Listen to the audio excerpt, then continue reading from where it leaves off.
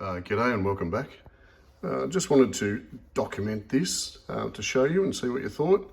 I've sort of moved on from here, but this is a good one. Be interesting to see what you reckon. All right, so I got me 6 volts. Voltage is consistent. Current, so you can see it's using a bit of current.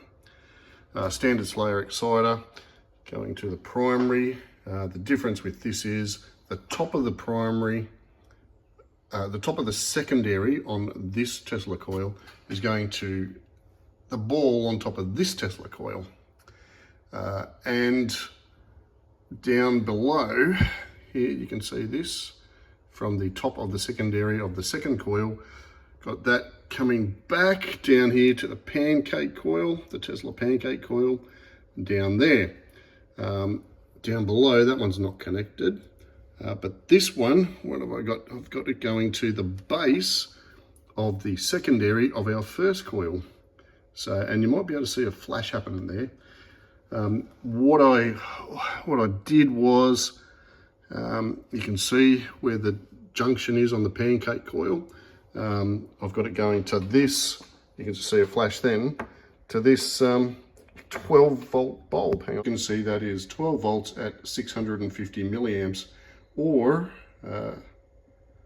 5 watts. So I'll show you something, what it's doing. It's actually flashing, right?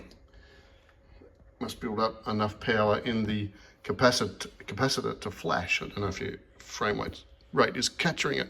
But what I will do is I'll touch it on the, there it goes. I'll touch it on there. Actually, why don't I just add this, right? It's not touched anywhere. There's the other end, as you can see, right? And guess what? It's going. It's not going great, but it's going.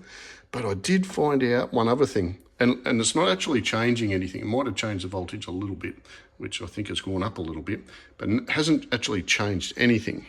But what I actually did find is on our Pancake Coil, we've got our start, our middle, and our end. Watch what happens when I touch this one on the other end of the Pancake Coil.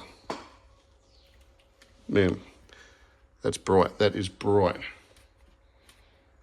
But actually, you can see it's using less voltage. Nothing's changed here, but nothing really changes there. And it doesn't change the Slayer exciter. Nothing really changes here. We've still going to have our good our induction. So nothing really changes there. But how about that? How about that power? I'll turn the light off. Hang on. How about that? So that's pretty amazing. I reckon that's, oh gee, I couldn't tell.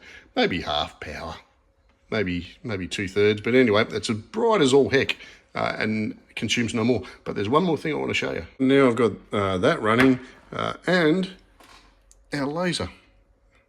So in series, so it's going in series back to our point of contact there. So I thought that was just amazing. Just thought I'd show you that and see what you reckon.